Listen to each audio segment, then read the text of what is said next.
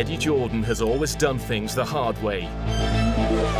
He made his millions in Formula One, the toughest, richest and most competitive sport in the world. He's the man who discovered Michael Schumacher and single-handedly took on the might of Ferrari and McLaren. Now, Eddie is facing his toughest ever challenge. He's trying to transform the lives of 8 hardened car criminals. We like cars,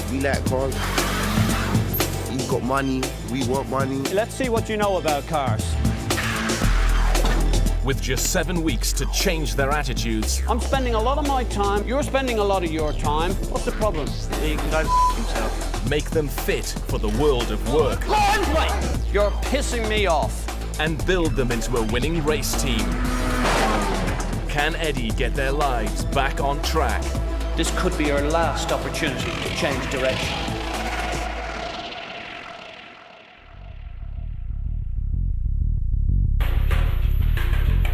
Since the project began 4 weeks ago, Eddie has struggled in his quest to turn around the lives of 8 car criminals. When I get sentenced today, I'm most probably looking for a prison sentence. They struggled with the discipline of the project. Attitudes went into freefall. Building a team became impossible, and the project now faces collapse. You think at this moment in time you're employable? No. Am I wasting my time? Eddie's being forced to take drastic measures. It is better for you that we stop the project with you. It's finished. Bottom line is, guys, King won't be coming back to this project.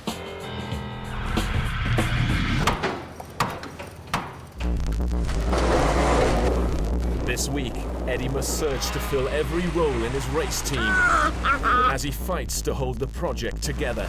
It would be too easy just to give up on them. I reckon that I would cope pretty well in prison. How can I give you yet another last chance? And if I fail, well, I'll fail. My name will be on the line. I don't want any of you letting me down. But I won't go down without a fight.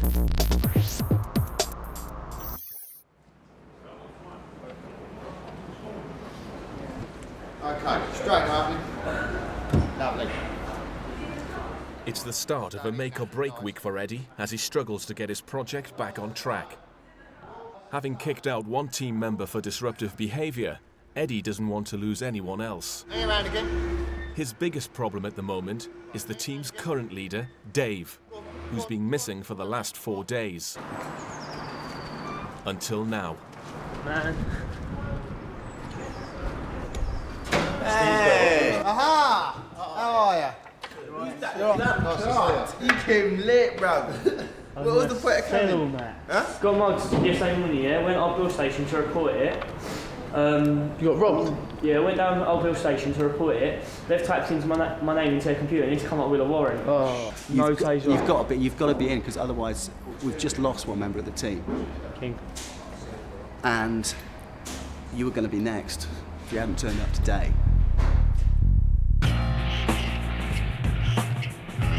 17-year-old Dave has spent the last year living in a hostel after repeated rows with his parents. He hasn't had a permanent job since leaving school a year ago. During school, I was bullied quite a bit. I didn't exactly have any friends. I argued with my mum quite a bit when I was at home. We never really got on, and I was chucked out at the age of 17. Earlier in the project, Eddie saw potential in Dave and decided to give him the role of team boss. He's intelligent. He has a good analytical brain. I think you are the best one to lead this group.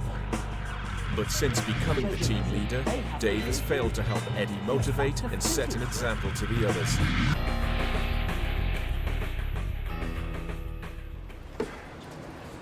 Eddie wants to keep Dave, but he's dragging down the team. These are the serious times now. We actually are like on the deadline coming soon, so we need the attendance to be high. We need somebody to actually set the example and actually do it as a leader, you know what I'm saying? So until we get that role model, I don't think this team can go anywhere. The project's future is still very fragile, and Eddie has to deal with the problem. Dave, where have you been? Chaos. What's happened?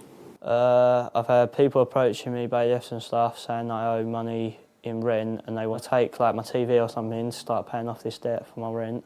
I've been nicked because of a fine, because I had a warrant out for my arrest I didn't even know about. Chaos for you and chaos for me. I feel let down because I chose you above everyone else for the team boss. No sooner had I appointed you to do that, you have not turned up since. You made me look like a dickhead, to be honest. Do you think I can keep you as team boss? You can. Your circumstances aren't easy, and I'm bearing that in mind. But I have to think about the other guys. Now, I don't want you to get thrown off this project, but I have to think carefully as to what the best outcome for the team is. Not for Dave, not for Eddie, for the team. Okay, I have a lot of things to think about. And I want you to really, really put a big effort in right from this moment. Dave has a lot on his plate. For a 17-year-old to have a domestic family household problem, obviously a financial problem, housing problem. I have to think when I was 17, I wouldn't have known what a housing authority house was. So I have to give him a lot of credit for having the balls to go out and do it himself. I don't think he does understand, but there we go. You think about it, yeah, and he's one of those people, and he's just picked one thing that he likes doing, and he's made a career out of it. Through that, he hasn't actually had it that hard. There are also other complications with him. You know, one day he gets mugged, the next day he gets stabbed, the next day something. There's just an ongoing litany of problems surrounding Dave. To be honest, that's my private business. I don't even want to talk about it now, but I've got to. Otherwise I'm going to get chucked off here, yeah? When I got offered this, it was like a miracle to me, yeah? I had no job, no nothing, yeah? And now I've been given a chance, now I'm about to lose that chance. I ain't happy. It's not like I want to lose this. As Eddie struggles to keep all the lads on track, Locked up, kept away from my family, friends. some are about to go completely off the rails.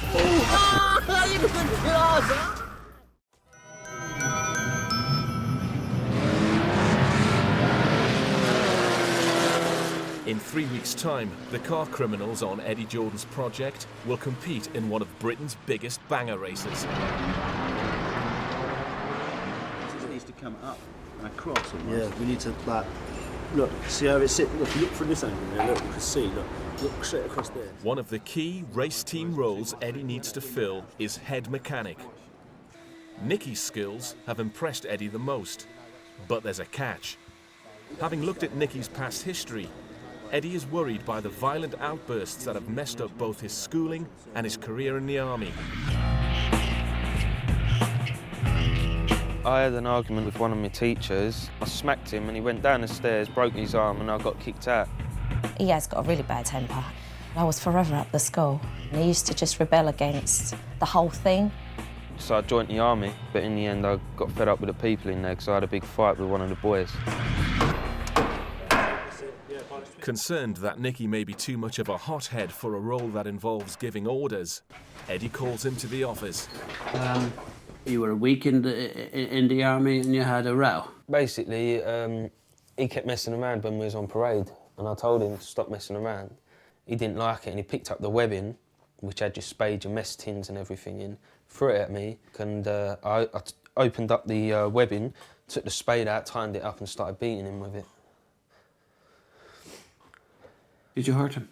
Yeah, I did hurt him, and I reckon if I did carry on beating him with it, I could have killed him. Your anger has got you into some serious trouble with your school, your career, and it's an issue that you must know that you've got to address. All of the lads on the project have personal issues. For my team to work, I need them to improve as individuals. In the case of Nicky, I think there are some real issues bubbling under the surface that need to be addressed. I've got a bad temper. If someone's pushing me to my limits, then yeah, it is acceptable that I use violence. Pressure will mount in the workshop as the lads approach the final race, and Eddie wants to make sure that Nicky won't snap. He's arranged for Nicky to visit anger management specialist Mike Fisher in the hope he can begin to put this problem right. What I'm hearing is if somebody winds you up and keeps pushing, keeps prodding, it's only a matter of time before you... Just turn around and snap. Someone used to look at me wrong. I used to walk up to them, you got a problem? And if they carry on, then I'd nut them or something. Nut them? Yeah, headbutt them, smack them, whatever. Do whatever to get them on the floor. Right. And do you imagine that you've always had an anger problem? I think it was really... my anger started off when I was in primary school, really. Me and this boy, we didn't really get on much. He sort of bullied me quite a lot. So okay. I think it, yeah. So you I were think bullied, it was, yeah. I think it was really through the bullying through primary school that set me off. Yep.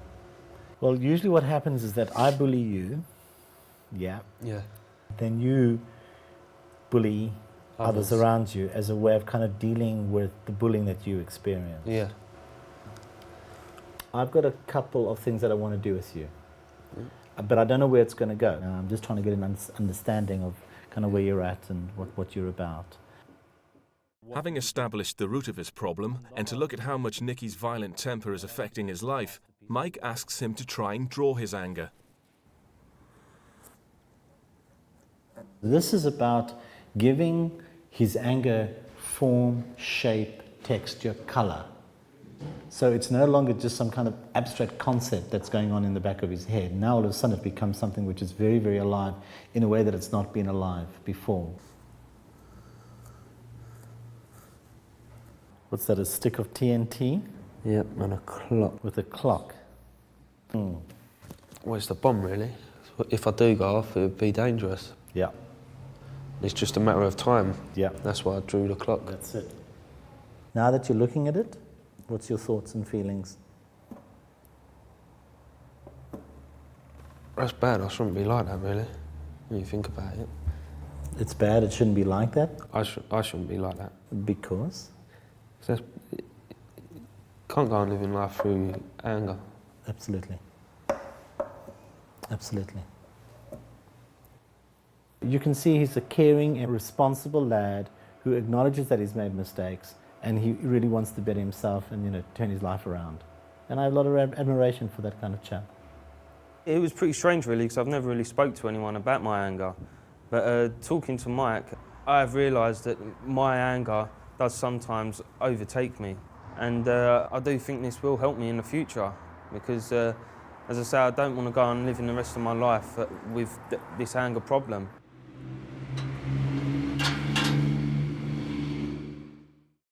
I think that's an interesting thing.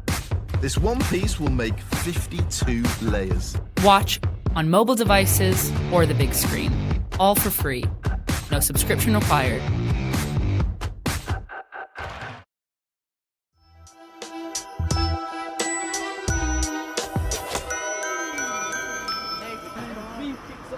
As well as picking a head mechanic, Eddie must also choose 3 potential drivers for his team.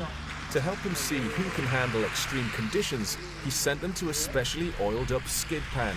This skid pan is actually ideal preparation and training for what's likely to occur in the banger race.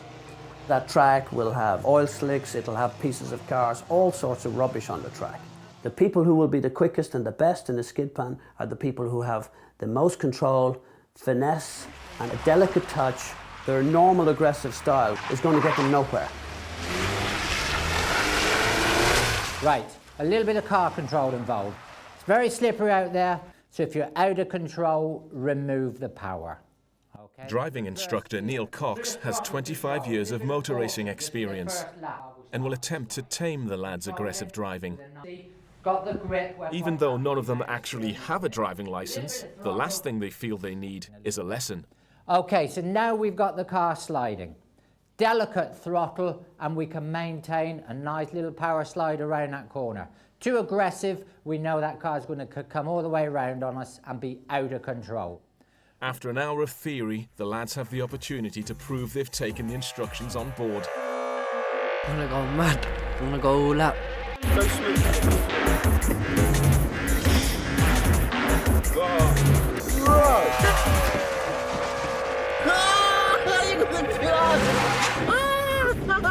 Way too aggressive with the throttle. Done this sort of stuff messing about, stolen cars, but I've never done it on a track. Just spin it, we'll spin it. Donut. I've been in a few chases where I've like skidded and lost control and I had to gain control on that again, so... Piece of piss. You know, gonna see me go around the corner like Michael Schumacher in a minute. Just too aggressive. They all think they know what to do, they all think they can drive, but it's just full throttle. Too much throttle, too much throttle! Mosh's driving is just dangerous. He's too throttle happy.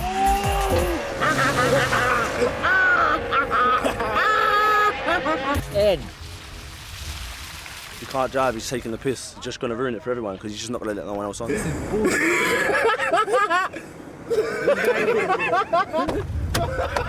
Right, you want to be a racing driver?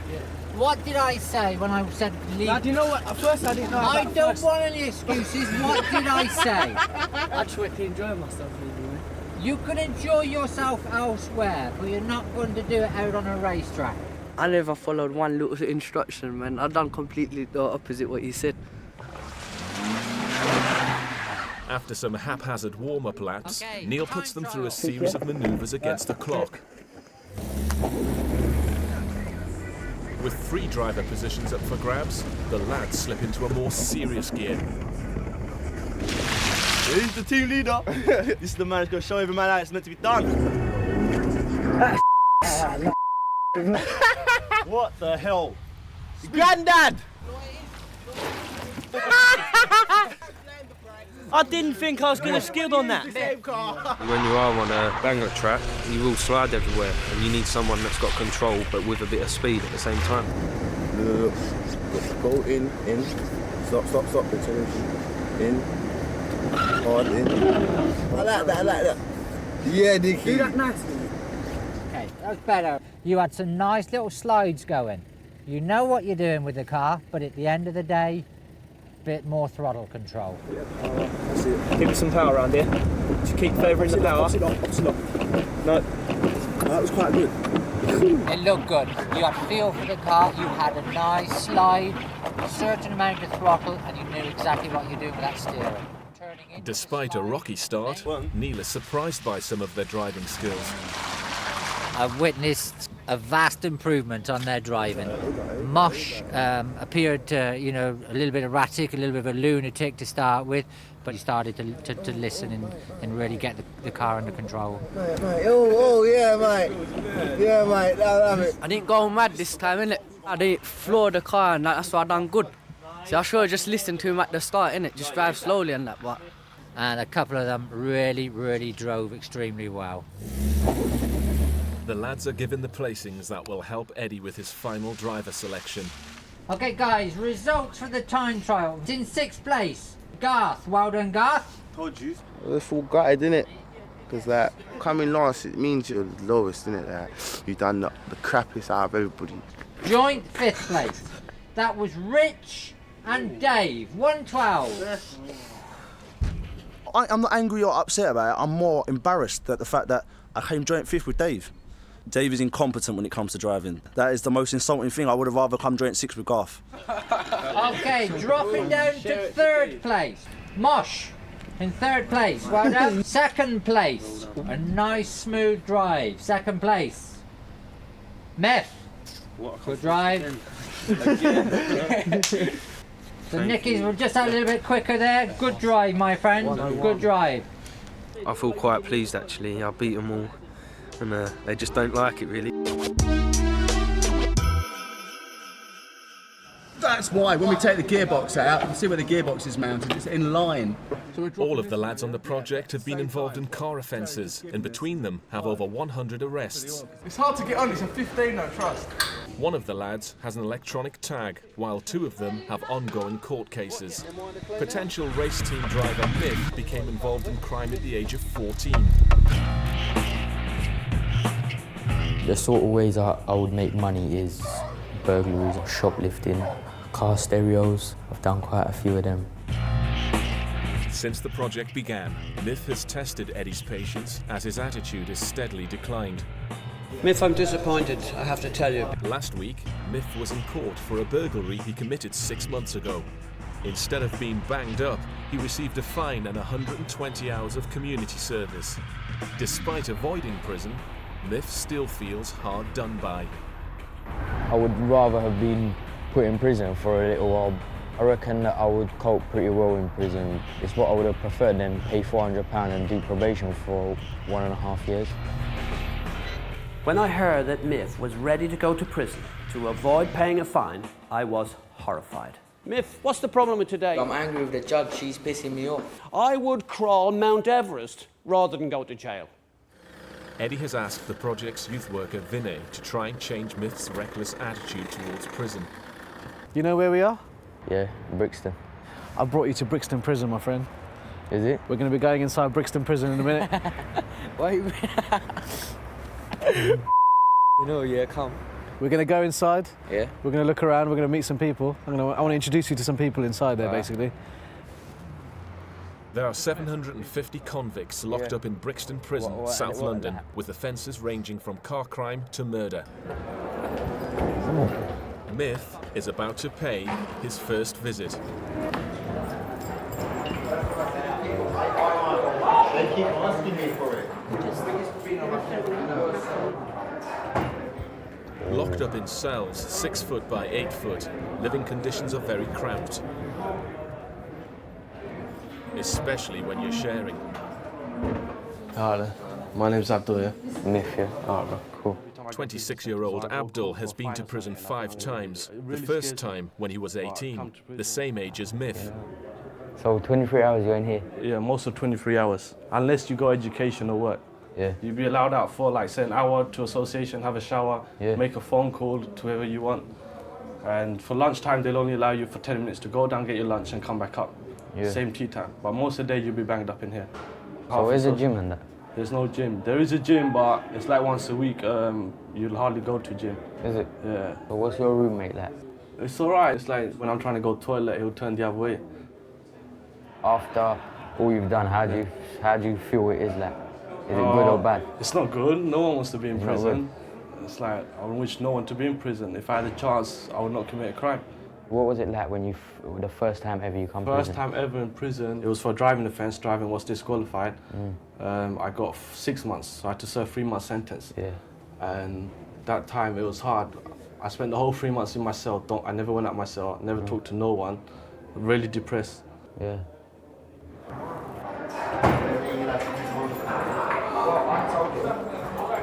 Eddie knows the stats. 3/4 of under 21-year-olds who go to prison end up reoffending. He doesn't want Miff to begin this vicious cycle. So you'll get a tray like this. They'll give you a piece of cake or fruit, and then you'll just walk around and they'll give you a portion of whatever they got there. You'll come here, and that's your breakfast pack. Right, so you get that with your dinner? Yeah, you get that with your dinner. Once a day only. Oh, and you go up to your room? Yeah. This is what you call an exercise yarn. This is where you'll be exercising. You might come out for maybe half an hour every other day. Football? No, not football. They won't allow you to have a football in there. You just walk around in circle.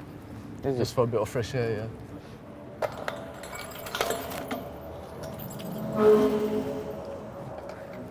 Miff narrowly avoided a 6-month sentence for his burglary charge. He's been in Brixton prison for just over 2 hours. I couldn't cope. Locked up, kept away from people, my family, friends. I've got a good chance with this program that I'm doing.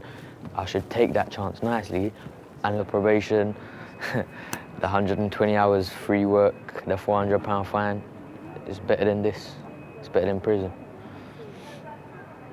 That really had the impact I wanted it to have with Miff. Miff has said to me, you know, I saw his face. He didn't need to say anything to me. I saw his face while he was in there, the way he was looking around. If that's not going to tell him not to go to prison, nothing is going to tell him. I couldn't believe that I was saying earlier that I wouldn't have minded to come to prison. I can't believe I said that. And now where I know what it's really like, I know for a fact, definitely, that I'm going to try my best to keep myself away from here. As Eddie and the trainers tackle their hardest decision so far, The main issue that I need to resolve is Dave. If this guy was employed, he'd be out the door by now. The lads get their first taste of action on a banger track.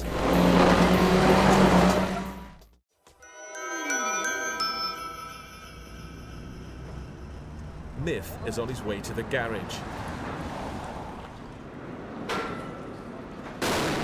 It's his first time back since Eddie sent him to Brixton prison in an attempt to change his views about doing time. Alright lads. Where they take you? Brixton prison, innit? You still want to go to prison? No. No way. Trust me, it's I know, I've been there, bro. I know, so you know, innit? It's not the place, is it? Nah. None of that for me, Aaron, trust me, stay out of prison, mate. Stay out of trouble. Yeah, Brixton's a bad prison. Stay out of trouble. No, I am. Nice and gentle, nice and gentle. Whoa, whoa, whoa, whoa, whoa. That's why I said nice and gentle. To give the lads the skills that could lead to a permanent job, Eddie's project includes 3 days a week of intensive mechanics training. So all the details, as we did before, of the vehicle, yeah? Over the weeks, Eddie's been watching the lads in the workshop to find the head mechanic for his banger race team. He's finally ready to choose the person he feels has both the commitment and the right temperament to take the role. I'm looking for head mechanic. In other words, that person who will be responsible for the car. I've chosen Nicky. It's because his report in terms of his mechanical skills and other things have been super, and I'd like you all to say well done to Nicky. But I just got a bit shocked here when he said Nicky was the chief mechanic, because I was thinking that Richie's going to be the mechanic, innit? I'm glad that Nicky got this job because he was either going to be leader or head of something, so if I didn't get it, I'm glad that Nicky got it because he's the next best thing, like, and he's going to be just as good as I would be, so. I am really happy, but like I don't really show my emotions that much. So, but I am, to be honest with you, I am really, really happy that I'm like head mechanic.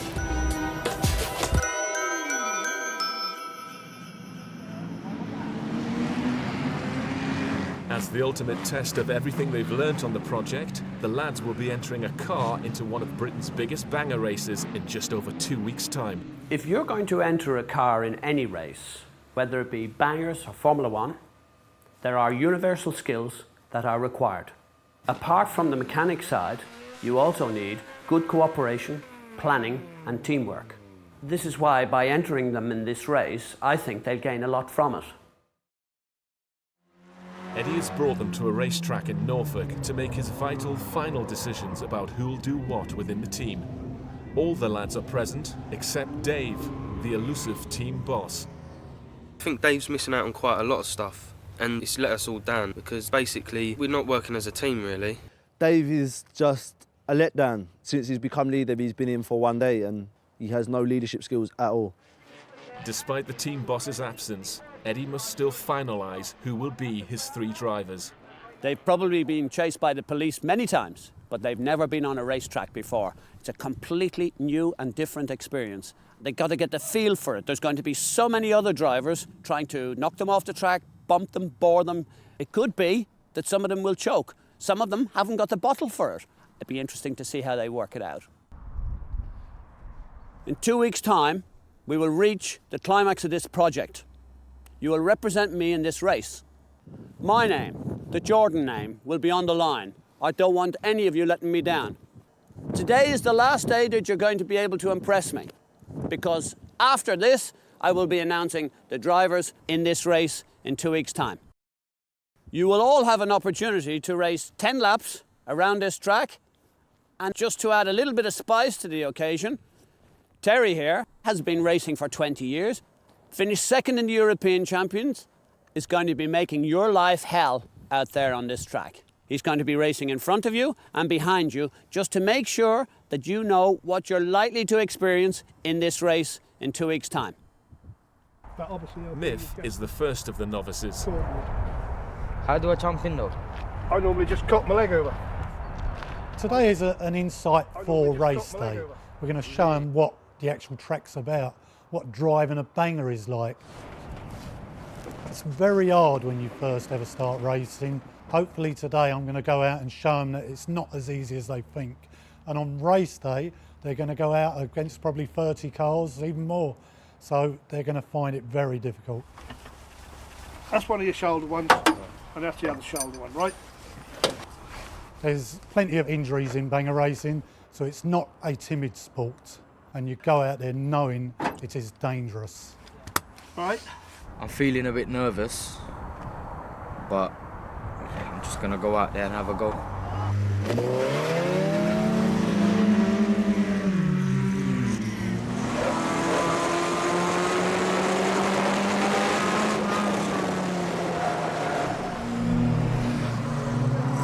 I think Miff is actually doing really well. His driving is fast but controlled. Miff's gradually wising up to the dangers that can come with thrill seeking. My worst fear is having a bad accident while I'm driving. I know quite a few people that have passed away, have instantly died in a car crash. Garth is next up for the challenge. Kind of scared. I haven't really done these things, you know? Feel like a racer. Nah, you know what it is? This is just like, it's the final test now and there's no room for mock-ups. So, gonna have to shine now, you know what I'm saying?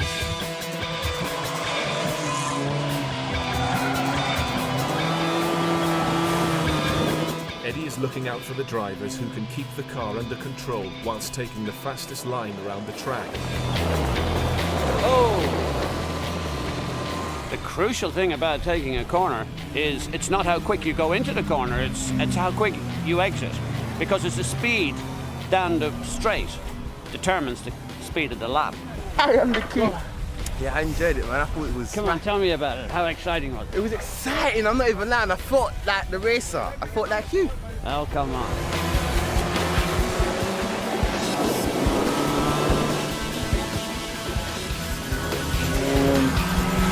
Aaron's doing well. Getting the apex much further around the corner. He's getting the power on down the straight. I like it. He's going for it now, look, he ain't having it.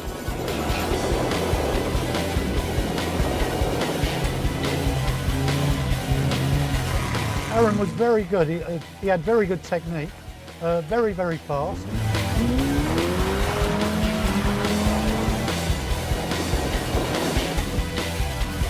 Now, the thing about Mosh is, particularly in the skid pan, and also even in the karting, he has the talent, but he's not prepared to control his emotions. He wants to barrel into everything. Look, he's making the same mistake. He's just about had an accident. But, you know, we'll see how he gets on, but I think he's learned a lot. Richie is the oldest of the group and has had more driving experience than anyone else. I don't know, I'm a bit dubious about driving a banger, you know, because there's not much around me to protect me, is there? You know what I'm saying? There's no windows, wind in my face and that. It's just like driving a convertible, isn't it?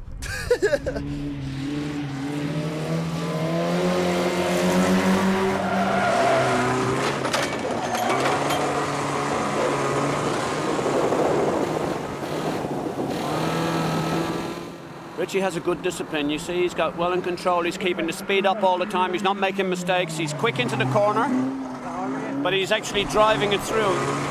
He's had a few skirmishes with the police, and of course that experience that he has had, you can see it here in abundance, but he's in control. That's what I like about Richie.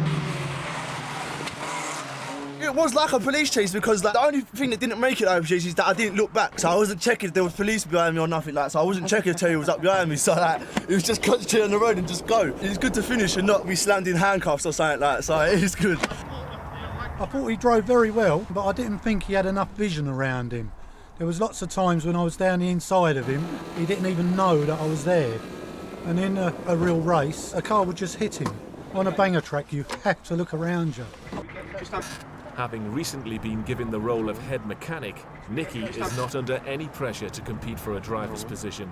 I'm not going to be the driver at the end of it because I'm the head mechanic, so it's going to give me a bit of leeway and I don't have to push it to the full extent if I don't want to.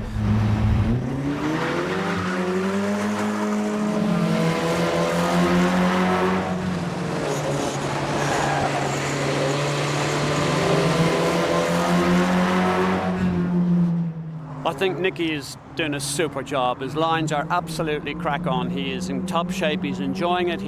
Look, he has Terry behind him, and I think Terry is working really hard. He can't quite get up to him.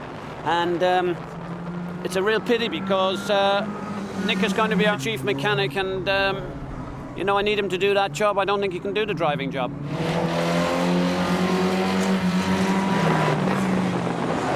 Banger racing veteran Terry is struggling to overtake. Terry has been chasing him all the way, inside, outside, and he's just spun. And Terry's just had a spin trying to pass him. Once he got past me, I didn't have to fight to stay with him. For driving ability, he was by far number one. Well, of course, I'd love me mechanics, hands-on and everything. I love that, yeah, brilliant. But as I say, I wouldn't mind doing the driving. With the help of Terry's expert opinion, Eddie is ready to select the 3 who will drive at the banger race. Well done, everybody. Terry and I were really very well impressed. No crashes, no disasters. Everybody did a super job. But I have to make a decision. As you know, I came here to pick 3 drivers. One of them is going to be Miff. So Miff, could you stand over here, please? Whoa! I actually picked you because the racing line was very, very good. You stayed on the racing line, so you went around the track very well, and that's why I picked you as well. I'm happy. I'm just a bit nervous in case on the big day I let the team down. But hopefully it's not going to happen. Hopefully it goes all right. Aaron, you better go that side too. Tell us about Aaron. Yep, you drove well. You knew exactly where I was all the time, although I could have actually taken you out a couple of times, but you did know I was there. So, yep, I thought you drove well as well. I really wanted to be a driver, so I'm happy that I got picked to be one of the drivers. Like, I'm over the moon, so hopefully I'll win it for everyone. One driver remains to be chosen, but Terry's opinion of who that should be creates a dilemma. Tell us why. Nick, you was by far the superior driver out of the whole 6 of you. All of them, I got on the insides and everything to worry him, and I tried my hardest and couldn't do it to you. And he spun out. Unsure whether head mechanic Nicky should be allowed to drive as well, Eddie decides to leave the 3rd driver position hanging. Nick's put us in a dilemma, which obviously the team boss and I are going to have to make a decision on how we overcome that problem. A bigger problem for Eddie is that the team boss, Dave, has failed to show up on this crucial day. Having believed in Dave so much in the beginning and giving him the job of team boss, then not to turn up and then this again to happen, he has really let me down. I am bitterly disappointed in Dave. As far as I'm concerned, Dave is no longer team boss. It's time for Eddie to choose Dave's replacement. I need to find a leader. Richie, come over here, Richie. Stand over here. Hey. Richie is our team boss, and he and I are going to decide how we're going to overcome this dilemma. Everyone did a fantastic job today, but I think he is the perfect guy to be the new T. Has everyone agreed? Yeah. He's got a math for it. I am chuffed to be picked out of the rest of the group, for them to believe that I can do it as well. It shows that the team's got great faith in me, so I've just got to make sure I don't let the team down now. That's all I've got to do. So. We've got to think about strategy, we've got to think about discipline, we need to have a very balanced, cool sense of management. We'll go through that, but I think you should be very pleased because you're the boss. Okay. I won't let you down, yeah? Today was a really positive day, by far the best day so far. We've picked 2 drivers, which was very important. We've picked Richie, of course, now the new team boss, and I think that's generally accepted as being absolutely the right thing to do. But Richie and I have a dilemma, because at this moment in time, Nicky is the choice to be the other driver, but he is the chief mechanic.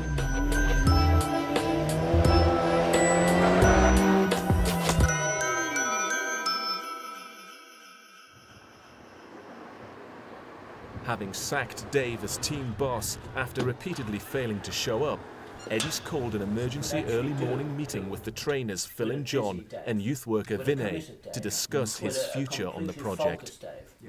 The main issue that I need to resolve here today is Dave. I put him on his last warning. He hasn't turned up on Friday, which was an important day for the racing. He could have been a driver for us, so he's let the project down very badly, in my opinion.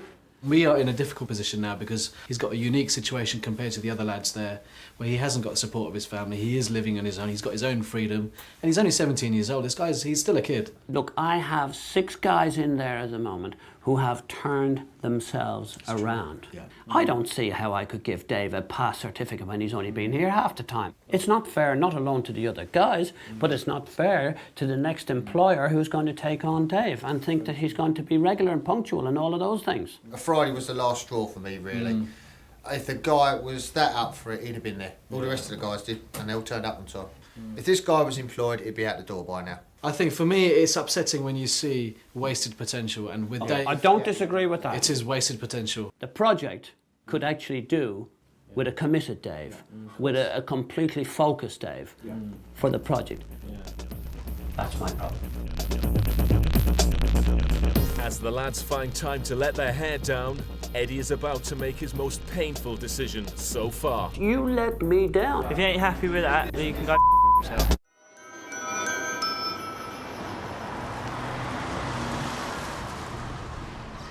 There are less than 2 weeks to go before the end of the project, and Eddie is faced with his most painful decision so far. Dave. His former team boss has gone from star pupil to the most unreliable and disruptive member of the group, and Eddie has to tackle the problem once and for all. You were the team boss. You let me down. You didn't turn up. Well, I'm sorry if I let you down. My overall objective is to get the guys who are committed, who are putting in the effort, who are punishing themselves, who will be on time, who do all the fundamental jobs. They are my priority. And I can accept that. I don't agree with what you just said about me not put... You said they all put in the commitment, they all get here on time. Yeah, when I wasn't attending regularly... I actually believe you're a very talented guy. I wouldn't have picked you as a team boss otherwise. I had huge potential for you. But you've given me no alternative. That's the problem. I have to look at the hard facts. You weren't here today. You weren't here on Friday. How can I give you yet another last chance? In life, sometimes you have to be cruel to be kind. I'm telling you now, regretfully, I can no longer keep you in the project.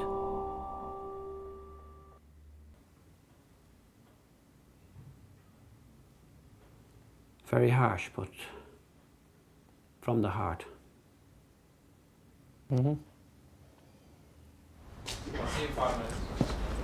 Try my best. If you ain't happy with that, then you can himself. His punctuality and his attendance has been abysmal, and I cannot jeopardise this whole team just for Dave. I came here to do 2 things. To one, show that I could use my driving skills into other things in nicking cars, and 2, to try and get an apprenticeship and try and get somewhere in life, and I failed on both. I feel about getting chucked off. I don't know where I'm going from now. Letting people go is never an easy thing. And no matter how many times you do it, it still hurts. It's painful for everybody.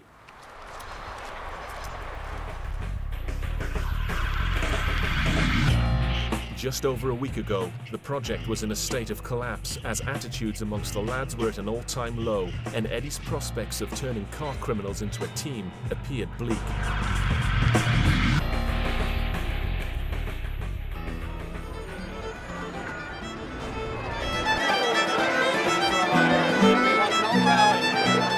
Now, with the project's troublemakers weeded out, Eddie feels the remaining 6 team members can afford to let off some steam. Especially as it's St. Patrick's Day. I think this group is now bonding. We're now winning them over. I feel I have their trust. I feel that we're making inroads, and I think we've made huge progress. Miff in particular. I think when he went along to see the prison, it opened his eyes. And I think that has transmitted through the whole group. We're actually gelling together as a team brilliantly.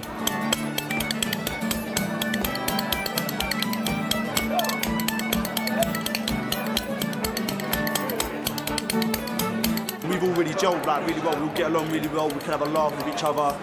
When we came today, we see a lot of people that just looking at us like we're part of Eddie's team. You know what I'm saying? And I kind of like that. I'm happy to see a smile on Eddie's face. It's good to see a good side to Eddie.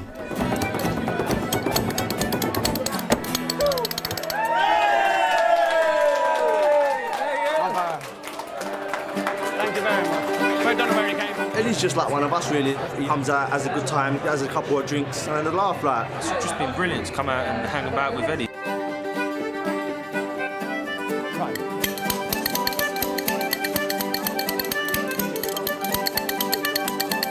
Spoon tapping thing. I feel that. That's hip. See it? That's gangster to me. They believe I'm their friend, and I am their friend. And I'm getting much better work, I'm getting much better feedback, I've got their trust, and that's a gratifying feeling. Eddie showed us that it's not really all about being Mr. Bad and hotshot, you know what I'm saying? It's all about actually putting the work in and getting what comes out of it, you know what I'm saying?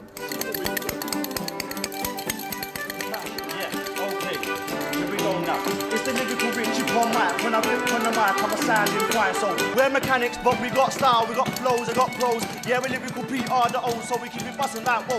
And if you think you're ready, move where you'll get shown.